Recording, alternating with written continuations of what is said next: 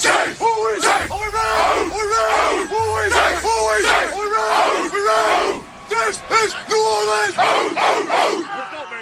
NFC South is taking a different direction, right? We know that this was a really solid drafting period for all of the teams in the NFC South. It was just phenomenal watching our competitors in the NFC South put together some really good drafts, and that just goes to show you what could this possibly turn into, right? What this can turn into. The Saints had a solid draft. The Carolina Panthers had a solid draft. The Buccaneers set back and had a really solid draft. And it's really going to be fun watching how this develops, because it's not going to be easy in NFC South. We've seen Carolina basically take it away from Tampa Bay. We beat Carolina back to swept Carolina. Atlanta swept the Falcons. So it sets up a dynamic for this upcoming season where you're going to have to work to retain what you got. But nonetheless, let's kind of listen to what CBS is, their thought process on it. We'll reflect on it and move forward into the show. Hey, please feel free to hit the like button, hit the subscribe button. By all means, feel free to share the show on social media feed. We are a couple hundred from hitting 15,000 on our channel, and that is a big accomplishment. We've been doing this for a long time. We certainly appreciate you guys. Here we go. NFC South time, draft grades after the 2026 NFL draft has now concluded. We are going to New Orleans to start things off, and I'm giving the grades. And I'm giving a B+. It does feel like a lot of the teams that are trying to make that move to get above 500 had pretty good drafts, and the Saints are one of those teams. Starts with Jordan Tyson at 8, and many people on this desk other than me think that he could have been wide receiver 1 very easily. Christian Miller, another great run-stopping defensive tackle out of Georgia this time, makes his way at pick 42 to New Orleans. Has to improve as a pass rusher, but you don't necessarily need to figure that all out in year 1. Oscar Delp. Now, this gets Pete going because we give Nate Borkircher a lot of flack because he didn't catch a lot of passes. Oscar Delp was not incredibly productive at Georgia, but he does have that upside. I like Jeremiah Wright a lot more than some other people did. I thought he could have gone around or two higher, the guard out of Auburn. And then Bryce Lance ran the 4.3s. Trey Lance's brother also played at North Dakota State. I didn't think he was as physical as perhaps his size would indicate, but he does give you a down-the-field target. We know that Tyler Shucks is going to shuck it down the field. Mm-hmm. And then finally, Lorenzo Styles Jr., he's not the other Styles brother. He is Sonny's brother. He is a really good football player. He was just overshadowed by the 8 other guys that seemed to go in the first round there. And then finally, Baron Brown, the undersized, juiced-up wide receiver out of LSU. B+. Anybody got any problem with that? Nope. All right, Pete, you are up, and you are the Tampa Bay Buccaneers, sir.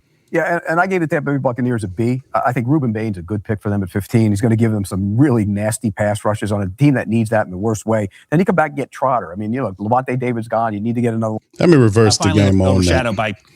Because they said it, I think they gave the Saints too higher. The Saints a B+ in the draft right there. And this is pretty much my grade. I think I gave the Saints like a B+, how they maneuvered in the draft.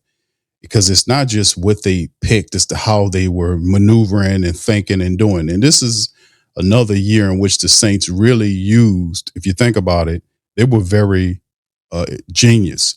Slick Mick and the GMs really showed a lot of poise and intelligence. And like I said, Slick Mick has a bunch of former general managers, Thomas Dimitrioff and Randy Mueller, guys that used to run NFL teams. They are now like advisors and people that work with the team now. So you got guys there who have all of that experience. And these guys are kind of like the advisors. Like you have Mickey, Slick Mick, the Godfather, and you got a bunch of concierges who are giving that advice and they're operating. And you could tell that is really helping the team, because if you look at last year's draft, the Saints had a stellar draft last year. Then they found, and then they back it up by having a very solid draft this year. Now I give it a B+, because, I thought that there could have been maybe there was a linebacker on the board that I think would have served better than than another one of these other guys would have. But nonetheless, I still give them a solid B+. Now, what's interesting about it is, like I said, this is how you build a competent and competitive team going into the future, making moves like this. Jordan Tyson, with the first pick. Since they don't know how to break it down, let's break it down. Who that nation? You ain't gonna just bypass our stuff and just like don't say nothing. We'll say something. Jordan Tyson, stellar, excellent player, healthy, big physical, gets the 50-50 catches, runs a really good 40 time, gets upfield, has a great temperament. Love how his mindset is. That energy, that effort, that bright-eyed, bushy-tail energy with Chris Olave, those guys are a wonderful tandem because you have Jordan Tyson heading upfield, doing the physical work for you. You can also go upfield. Now, if injuries hit the room where Chris Olave has to sit down for a few games because he has an issue, Jordan Tyson, the Saints won't skip a beat with Tyson stepping in a major role with what they have. So Jordan Tyson not only provides a great compliment, but also an insurance policy. If the Saints can't get the extension right with Chris Olave, also it provides an insurance policy in terms of injury. So he has his injury concerns. Yes, we know this, but the Saints have done their due diligence and said Jordan Tyson is good enough for us. We can win with this guy. Then, of course, back-to-back Georgia guys, getting Christian Miller, talked about this a lot, 6'4", 320. The Saints defensive tackle, and I hit on this a lot during the offseason prior to the draft. Say, family, listen, the interior defensive line could use an upgrade. There was just too many questions. Divine Gacho, after being traded here from the Patriots, had an off year. Nate Shepard, half the year, the back end of the year was really solid for Nate Shepard. You talk about Christian Boyd, who's in the final year of his rookie contract, had not cracked the lineup, had some injury concerns, was a healthy scratch last year in many of the games when he came back, and looked like they have gained more confidence in John Ridgeway. They gave John Ridgeway a 2-year contract. So they seem like they have more confidence in Big Ridgeway than some of these other guys. And besides, all of those guys that I mentioned, Shepard, Divine Gacho, and Christian Boyd are all on 1-year deals. So your entire interior defensive line reboots. Saints didn't want to do that. Remember, Slick Mick's motto, always draft ahead of a need, a year ahead of a need. He's seen that's exactly what Christian Miller's draft pick was. Them getting a massive force, not just a run stuffer, but the guy is like has an athletic gift to him and was able to run up and down the line. He's extremely strong. You got to work on some moves with him, but Bo Davis is going to love Christian Miller. And then this is the type of player that you need to help your linebackers too, like guys like we know we got Caden Ellis, we need Pete Werner and Stutzman and all these other guys that's there. Christian Miller keeps your linebackers clean. He's a guy that you can't single block. You got to double team him. And that will help him and Brian Bursey together fire off. So Vernon Brockton in the mix as well in terms of mixing them in there as a key reserve. It's going to be special on that defensive line. I'm going to be looking at that. Oscar Delp is really not questionable move, but you got to look at the imagination. This is a Kellen Moore special. What I mean by that, he sees Oscar Delp because Oscar Delp really caught like 60 plus balls in his entire career at the University of Georgia, right?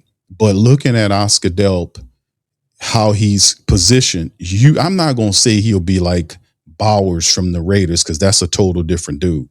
But you can see the athleticism. You can see the soft hands. And this is Kellen Moore using his imagination. Said this Oscar Delp kid, he's 6'5", 250 pounds, gets upfield really easy, can block as well. I like this skill set, and they didn't throw him the ball as much in that offense, right? But when they threw it to him, he was able to get upfield, take multiple people to bring him down. Solid move. Now it could have been something another move we could have addressed further down the line because there are other tight ends that I liked as well that would have been available later in the draft. But the Saints were going for improving the offense, right? They were trying to establish the 3 tight end package again, which they did.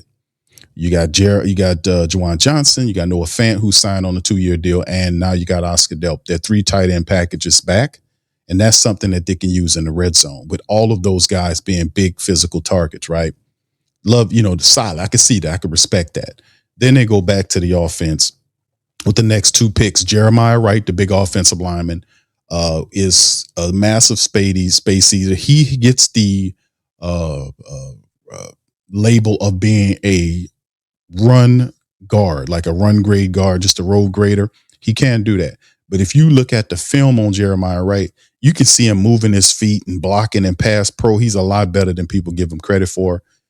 He's a lot better offensive lineman. A lot of people thought that he could have went up into the 3rd round. The Saints checked out Jeremiah Wright. They really liked him. And when he was on the board, they snatched at him and grabbed him because he's the future of that right guard position.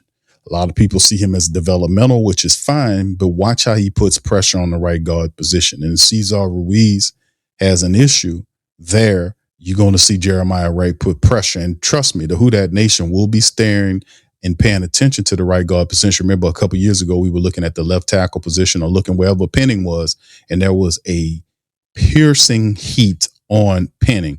That kind of not as intense, but that is going to be on Cesar Ruiz. The Saints want to run the ball and take pressure off the quarterback. They must run the ball and do better there. They have to. Then we go on to 136, Bryce Lance, the wide receiver, 6'3", 209. This is a feller that is not only just a speed. I think he a 4.34 in the 40 from South Dakota State. He's not just a speed guy that can get upfield. This guy is incredibly productive. He had a bunch of catches in this couple of years that he was there. He had a 17 touchdown catch season, which was ridiculous. The following year, he had an 8 catch touchdown season. So he has the size and speed to get upfield. This was really a sneaky, excellent pick because what it did was up until that point when we was doing the draft shows, we seen what the Saints were doing. They were focusing on building up the offense.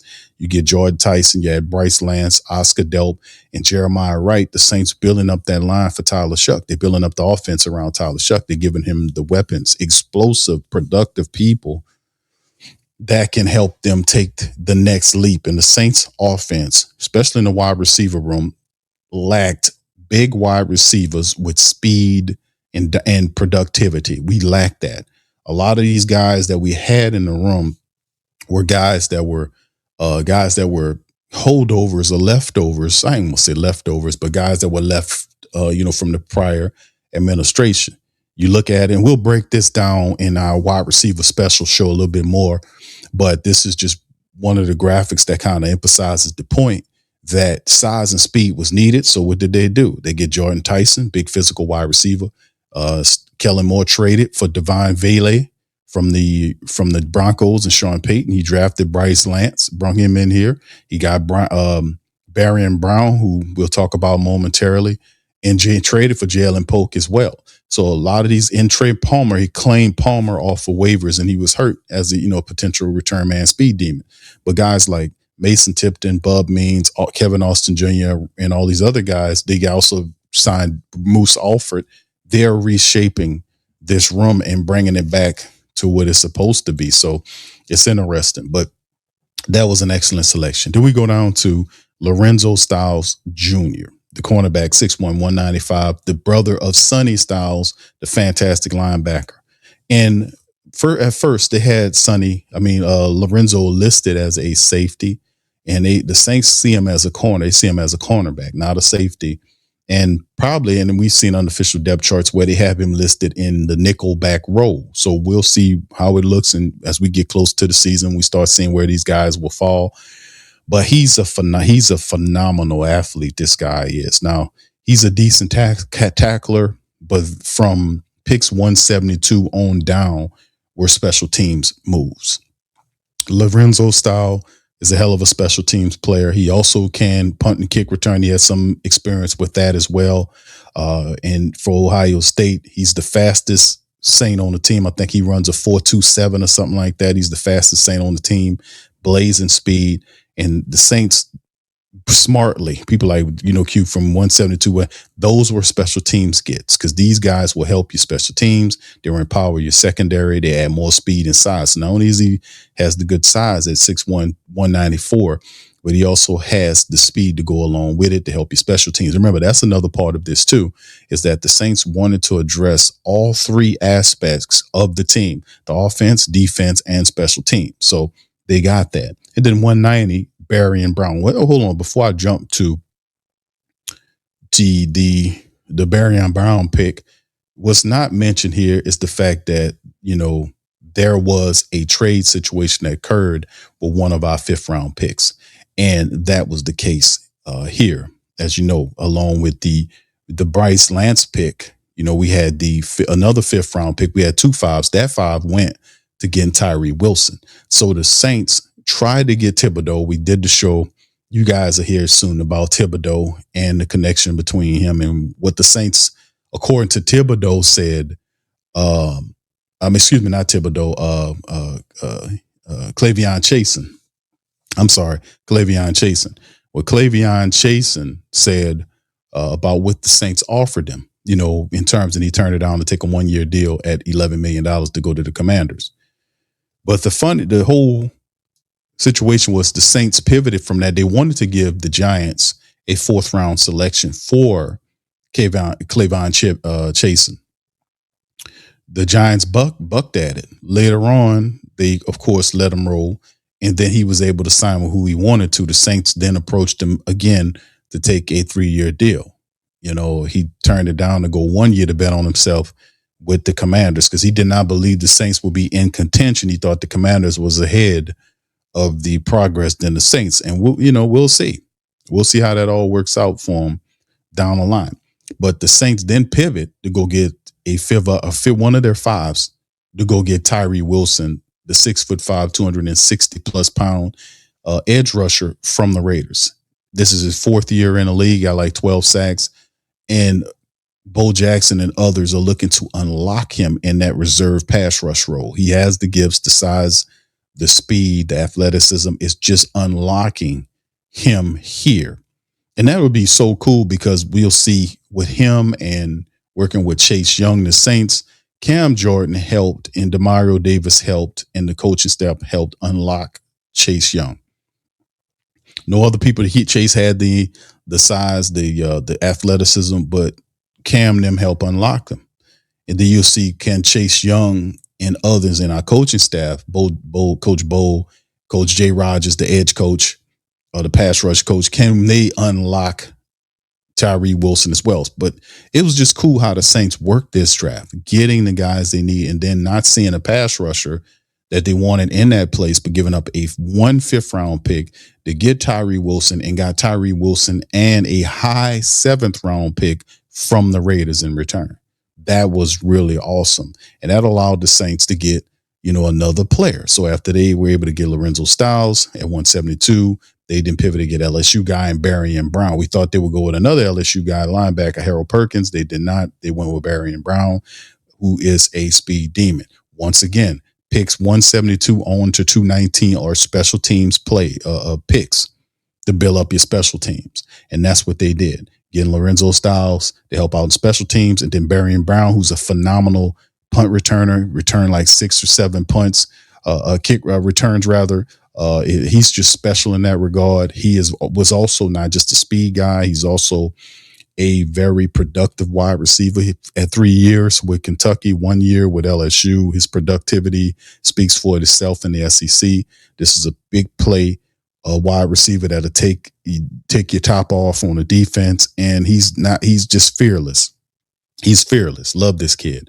And of course, 219 TJ Hall was an interesting pick. We thought the Saints would go in a different direction, but they went with a cornerback safety type. One of these guys, like a guy that was really excellent in just breaking passes up. He had an interception here. I think he had like 1 pick, but his thing was pass defense. He's a big physical cornerback. His temperament is excellent, has a wonderful temperament. He's not scared of anything. His 40 times stinks. As a good defensive back, it's like 4.59 or something like that. But it's just his mentality and his temperament and how he handled business straight up and down in that secondary. And the Saints know they needed this guy, and they say, hey, man, we could use this man in terms of just being and doing the positive stuff for us as well in the special teams. Let's move on to Who Dat.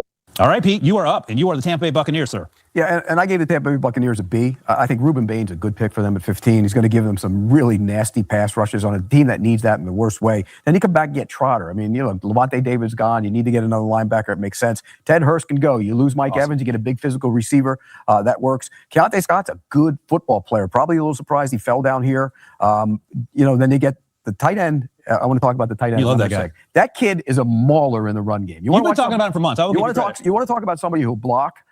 That kid, Bauer Sharp from LSU, will block people, and I think that's why they drafted him. So I like their draft. I gave him a B. Also, Bauer Sharp, he's an LSU guy. Y'all know I'm LSU. But Bauer Sharp can also catch the ball as well. So, yeah, for them to get a big physical tight end that can block, but not only that, Bauer Sharp, not just a blocking tight end, he's a complete tight end. He had his stock suffered because of the poorish, goofy, garbage LSU offense last year under Brian Kelly. Really suffered the stock of Bauer Sharp, who was working with Trey Dash Green. These guys were phenomenal players, but Bauer Sharp stock really dropped last year because of the non-productivity of the offensive for the LSU team. And kind of just to kind of bounce back to what the reporter was saying about him. He nailed it. It was just good. Ruben Bain falling to them to 15. Ruben Bain was pissed about that, by the way. But he ends up staying in Florida, which was cool. And Bain is going to bring the pain. And we'll have to see him added to guys like Vita Vey and who else they got, the other big brother over there that they picked up in the dress. So what Tampa Bay did, they just sit back and just power up their offense. They got old adding Bain there and Jared and Josiah Trotter, the linebacker there. I thought he would go lower than what he did, but from the Missouri, very productive player, getting a physical, tall wide receiver in Ted Hurst. Keontae Scott was one of my favorite safeties in this draft. I thought Capehart from Clemson was also a solid move. So you can see all together, man, they went all over the place, but more so they were focused on kind of improving their defense on that side of the ball, getting two Miami players. So, I mean, it was pretty cool watching that happen for the team, man, and seeing them put together something special for the team. Yeah, Bauer Sharp was round 5, but maybe he ends up being the guard out of Notre Dame. Maybe he ends up being the other defensive tackle from Clemson, too. Demonte Capehart. That's right. Absolutely. All right, next up, Rand, B+ for your Carolina Panthers. Yeah, man, that did a really good job in terms of what Dan Morgan and his staff have done to rebuild his roster. And so I'm looking at the roster, right? And as a whole, I look at Monroe Freeling. He was my third tackle. And then you look at Lee Hunter. He was my DT5. And then Chris Brazzell was my wide receiver 3. Sam Heck was my third center. And then you look at Zakee Wheatley, who I don't think this is an ability draft in terms of him going in the 5th round, right, but he was my 6th safety. And so whether I'm right or wrong in terms of my rankings, they got good players at every point of the draft that is going to help improve their entire roster. So I gave them a B+. Right. Yeah, and Monroe Freeland from Georgia went right where he was supposed to go to Carolina at 19. Carolina looking to get better offensively, speaking that line to protect Bryce Young. Lee Hunter was a guy that I thought that the Saints would grab at. But some had, even though Christian Miller was the pick for the Saints, a lot of people had Lee Hunter ahead of Christian Miller. The Saints looked at Miller and at Hunter, and they went with Hunter. But Carolina getting Freeland and Lee Hunter was just two big moves because they addressed offensive line and defensive line, especially interiorly. I think a lot of times they were looking at trying to just stop the run and get better there, get more pass rushers and address that. The Chris Brazzell, the second out of Tulane / Tennessee / Tulane, huge physical wide receiver, beanpole wide receiver, 6'4", 50-50 ball catcher. He also has a tremendous 40 time. This was solid for them too to keep the wide receivers. Pretty much means that Xavier Legette is done for. When you added a third pick in the draft and Chris Brazzell, they tired of waiting for Xavier Legette to do anything, Legette to do anything, and he could be on his way out. Will Allen III, the cornerback from Texas A&M, was a really good signing too. They needed help in the secondary. They got a physical one and special one in Lee. The third, Sam Height, they had listed as an inside offensive line. I thought he was a good, solid pickup in addition too, because you got to understand, they grabbed our guy, our center, backup center last year. They signed him to a 1-year prove it there. He's starting for the Carolina Panthers. Sam Height would challenge him eventually to become what could be the future of the center of the future in Sam Hyde out of Kansas State. So they had a stellar, and Zakee Wheatley, man, he was a tremendous find. Big physical safety, has a good skill set to him. Really, really cool. So they really did a really solid job with their draft, and you can see they really are excited about that we're team. going to hold B-Mac's feet to the fire here. He's going to be the Atlanta Falcons. He gave them the same grade that he gave his Pittsburgh Steelers, a B+. I gave Atlanta. Yeah, I think we look at this entire division as a whole. They needed to improve. Do you count the guy they picked from last year that would have been the pick this year? I didn't for this grade, but I could, but I did. But of course, to Pete's point, they did not have a first-round pick because of the James Pierce draft selection last year. But their first pick came in round 2, number 48, Avion Terrell. Avion Terrell, if he didn't run the 40 at his pro day, he would have been drafted higher. Yep. When you watch Avion play, he's next man fast. What I mean when I say that, he runs fast enough to cover whoever it is next to him. He did at a high level since day one, going to Clemson, as a young cornerback. And we look at what they did last year, that young athletic, the DB group they drafted, Billy Bowman, Xavier Watts, all made plays. Hell of a draft. Yeah, great. Yes, no question. All made plays. So year 2 for them, and you throw him into that group as well. They have some nice young core pieces in the secondary. Fans living in Atlanta, fans always complain about the Falcons not drafting Georgia Bulldog players. When you look at the plethora of talented guys that have improved other organizations, not taking homegrown guys, well, they heard the cry. Went out and got Zachariah Branch in round 3. He's a joystick type of player. You can do a lot with him in the slot. He can return some kicks for you, punts for you as well. And he has that juice that you need to have in terms of speed and quickness. And then you look at the 6th round, 215, Harold Perkins Jr. Once upon a time, after his freshman campaign, many felt like he was going to be the next great defender to come out of LSU. First round defender. First round for sure. Well, I mean, that was one of the things that we kind of dealt with. We talked about as well with the Harold Perkins thing. And Lowe called me during the broadcast and basically talked to me about that. And was like, Q, you all right? He actually did that. He called me and said, Q, y'all all right? Y'all all right? And I was like, I don't know what you're talking about, brother. He said, you know what we talking about. But the issue is straight up and down is Zachariah Branch was a solid pickup for them, no doubt about it, because they definitely could use some explosion from their offense, so to speak. Just cool. And he was available for them in round 6. But if you're Atlanta, you see the potential, you see the ceiling there for this kid, and he still ran extremely well during his pre-draft process, the workouts and things like that. So for Atlanta to do what they did, having a minimum of 5 picks coming into the draft, but adding one more and getting 3 high-level players in my opinion. Yeah, I don't know if how they will use Harold Perkins. I know they got a new coaching staff there in terms of Kevin Stefanski and how he them into do that it. B+ category. And Rand, I would be remiss if I didn't shout out my guy Kendall Daniels from Oklahoma, who they also drafted. He would be, if you stood In round next to, 4. that's right, next to Harold Perkins, he would be Harold Perkins' older brother. They do similar things, but one weighs 20 pounds more than the 40. Yeah, the Atlanta draft wasn't a, like a eye-popping draft, like, oh, they just did so well. The Avion Terrell signing, getting his brother to play with him on the team, and the guy's going to start at the nickel position. Wasn't a bad pickup to see the Terrell brothers together in Atlanta. That was cool. They needed some help there. Zachariah Branch, along with what they have, the Saints love this kid. He can do running back. You can put him everywhere. He's just special. The Saints loved Zachariah Branch. They was really interested in him. The Falcons picked him up. It's funny how they say the Atlanta Falcons supporters say that they don't draft Georgia Bulldogs, and the same thing happens here. We talk about the Saints not picking up LSU players. They got one this year because really a lot of people wanted the Saints to take Harold Perkins. They passed on him 2 or 3 times in the draft. Atlanta didn't. So getting Zachariah Branch, Kendall Daniels, the linebacker, was all right.